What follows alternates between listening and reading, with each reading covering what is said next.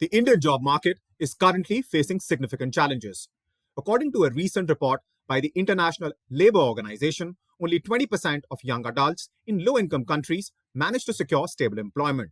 In India, the situation is similarly concerning, with only 34% of young adults holding permanent paid positions, despite the large number of graduates entering the workforce each year. Add AI or artificial intelligence to the mix, and this problem becomes even more severe. Hello and welcome. You're watching The Mint, and I'm Abhishek Singh. Today, we're going to talk about the Indian job market, the key hiring trends, attrition, increments, what's the job market going to look like this year, and of course, the impact of AI. And to talk about all that, I'm joined by Ruchi Anand, country head for LinkedIn Talent and Learning Solutions. Ms. Anand, LinkedIn is all set to publish its annual employment report soon. Could you talk to us for a little while about some of the key findings of the report? Thank you for having me, Abhishek. So, as we talk about starting the new year and what the report is actually telling us, like I would say, India's workforce is at a crossroads this year, because what the report is telling us that almost 8 out of 10 professionals are looking to switch jobs this year, right? And the top motivators in terms of why are they looking for a change, I would say if I just look at three things. One is, of course, better work-life balance, which means better work-life balance and flexibility, better salary, of course, that goes without saying. And the third is career growth. So these are the three things that are essentially driving, the outlook in terms of job change that people are looking for. However, few other things that have come out from the report is that it's not easy, because 49% of professionals are saying that they're applying to roles but they're hearing back less from recruiters. And on the other hand, we also hear when we speak to recruiters, 1 in 4 HR professionals, in fact, find it difficult to find the right people that match the skills or match the roles that they're looking for. So what does that mean, that this demand supply mismatch? What we as LinkedIn as a platform are doing is, leveraging our AI features to bring in more skills match for job seekers, so that we can make it easier and help job seekers take an informed choice in terms of what the skills that they have and the jobs that are available, what is a better matching. And for the recruiters as well, our AI features on the recruiter side help them to use a very skills first approach to hiring. So that's what we've been seeing largely in the report. There's a lot to unpack there. Themes, of course, that I'd like to talk to you about. But before that, would you like to briefly comment on the methodology of gathering this data? So it's a report that we've created. I mean, we've come together with. It's got sentiment analysis as well as data from the platform, and that's where we look at not just on platform but beyond. We kind of look at what is it that job seekers are looking for, as well as what our recruiters are looking for. You talked about attrition rate. I mean, you're talking about 82% people who would like to change their jobs, who would like to switch. That means an increased attrition rate, dramatically increased attrition rate. And at the same time, you're talking about a mismatch of sorts, because on one hand, there are jobs which people are looking to switch from, but on the other hand, they might not have the skill sets which the employer is looking for. So as far as that is concerned, what does it tell you in terms of what the trend for this year is going to be? So let me put it this way: there is intent from job seekers to look for a change, and Right. when that happens, what that also means is that yes, this could lead to attrition, but that also means that people will continue to apply into different companies. So for an employer, it is going to be like, if they lose talent, they will also be getting in more talent. The other interesting stat I must actually bring out is that almost 60% of people are actually talking about pivoting to different industries, right? So that's also another thing, because it takes a very skills first approach, where both the job seekers as well as as well as employers are actually looking at that. And that goes to show that within this scenario, Indians are very optimistic, because they're saying that if they're willing to 60% are willing to switch industries, 40% are committed to upskilling as well. And Right. this is an important factor when we talk about, because the three motivators, one of the three motivators is how can I upskill and grow as well, right? Yeah. And if upskilling is something which is really very, as much as it is driven by organizations, but it's largely 40% of professionals themselves want to invest in upskilling. So actually that talks a lot about how we're seeing that movement. And it's like this, that market really will reward people who are willing to invest and are ready for what lies ahead. Right. Upskilling, it's not surprising that is turning out to be a big theme. But that said, what kind of courses are these individuals, professionals going for? So we look at, of course, largely we're also seeing a huge uptick as far as AI courses are concerned. Applicability, or trying to understand what kind of AI courses are there for every function. So even if I'm a finance professional, what does it mean for me? If a marketing professional, what does AI really mean for me? So it's not just about uh, as tech talent, I'm looking at deep specialization from with my ability to apply or build with AI, but it's also the other functions where, in terms of what is the applicability in my role and function. Because the way we are seeing things is that today every role is defined by tasks and skills. So there will be some tasks that require that will be using a lot more AI, right? So that's where that part of skilling. Then of course a lot more focus on soft skills. We continue to see that because it's getting human skills are getting more and more are becoming more and more front and center.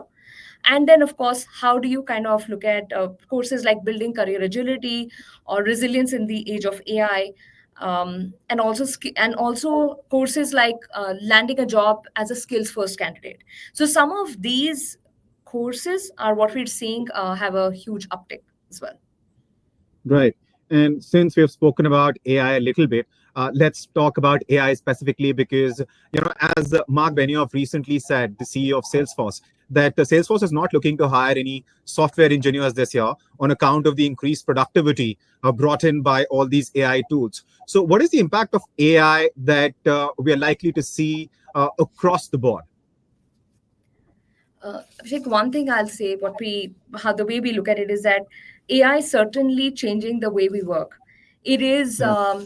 and like I mentioned my earlier point, it actually is helping us think about jobs as a collection of tasks. And there are tasks that are, AI is taking away the repetitive tasks, or the mundane tasks, right? So that is definitely that's happening. And that is why all the more what is important is the focus that any role requires, is that what are the skills which, apart from the tasks that are automated by AI, what are the other aspects of the role that require more focus. And so it's not about newer, like it's more about, I would say, it's not about fewer roles, it's about newer roles or newer tasks, right? So that's how we see that AI is actually going to be, and is already, we're seeing that is continuing to be an enabler. How to make every individual more productive and successful, rather than, it's like I said, I'll just repeat what I said, it's about newer rather than fewer. Right. How about we break that in two parts, actually? On Sure. one hand, let's talk about the employers, and then let's talk about what are the professionals saying? What are the employers saying?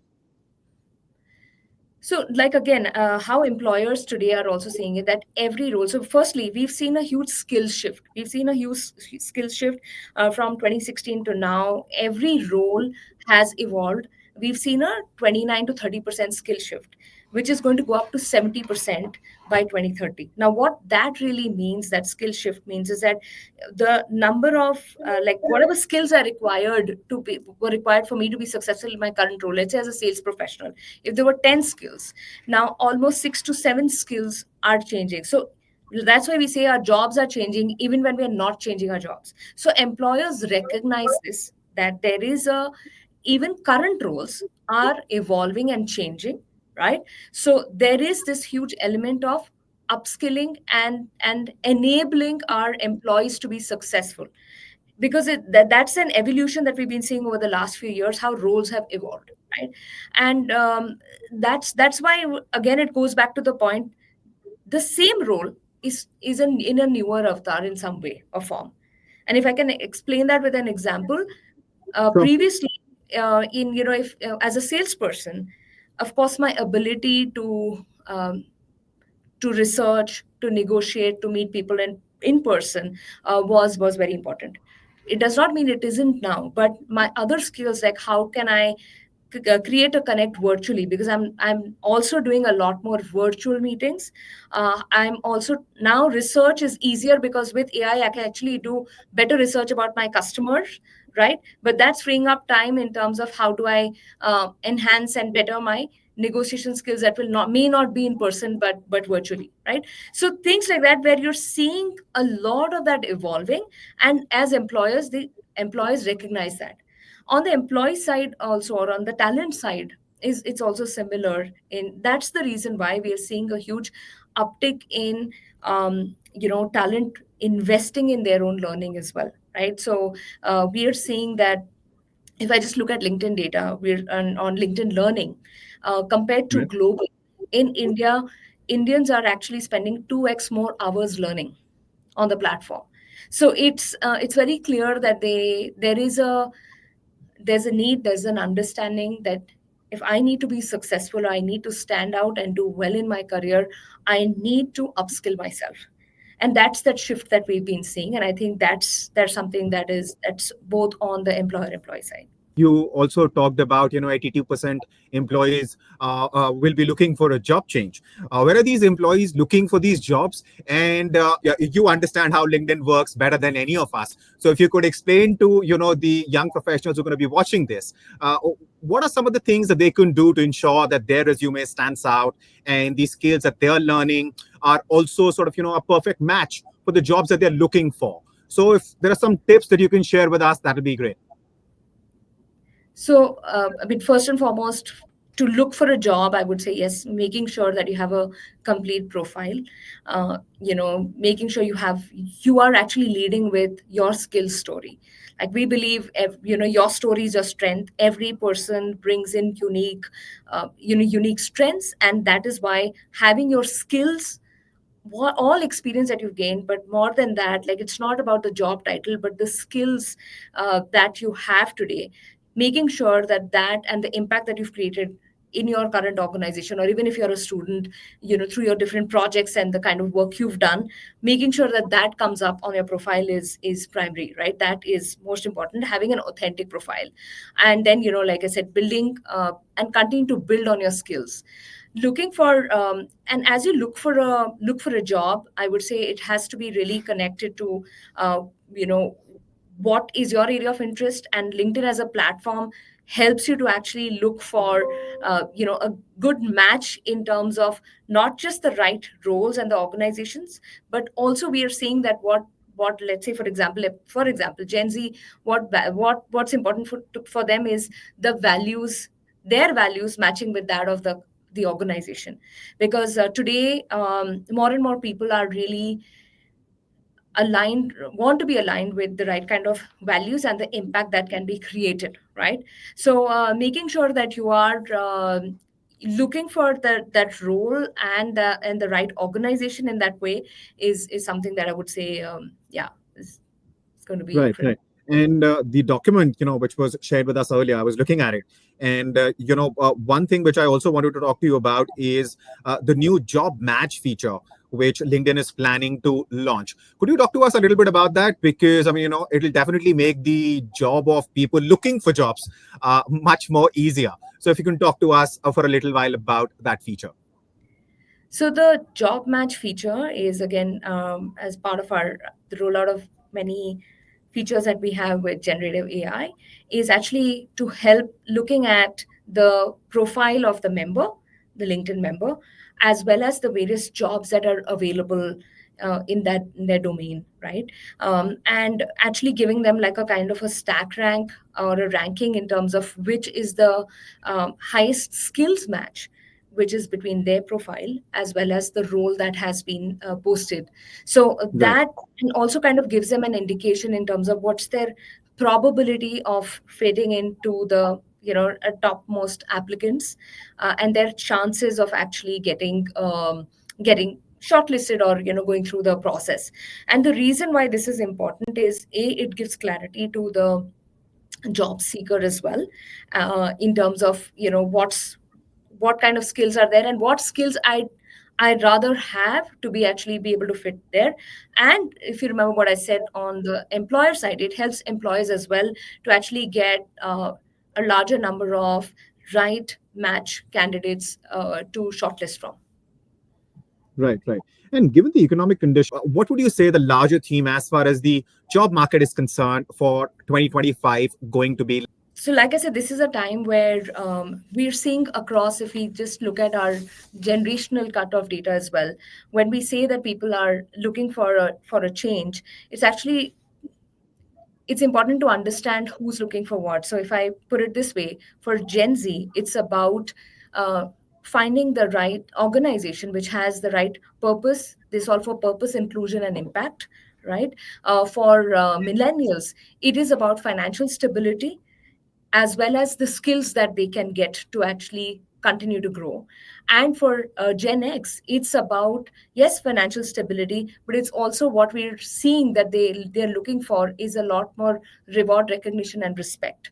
So if with this in mind, I mean, if we think about it, from an employer point of view, if this is what they're able to kind of offer to the candidates, it is definitely going to be a much stronger, I would say, a market, and where Right, you don't see so much of a gap between demand and supply.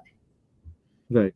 The moment I saw that number 82%, I mean, I probably should have kept in mind that perhaps it's reflecting a lot of the wishes of a lot of Gen Z because, finding the right fit for themselves definitely has been one of the themes which we have read about in various reports over the last few years. But on that note, thank you so much, Ms. Anand, for taking out the time and talking to us. Thank you. Thank you so much for having me.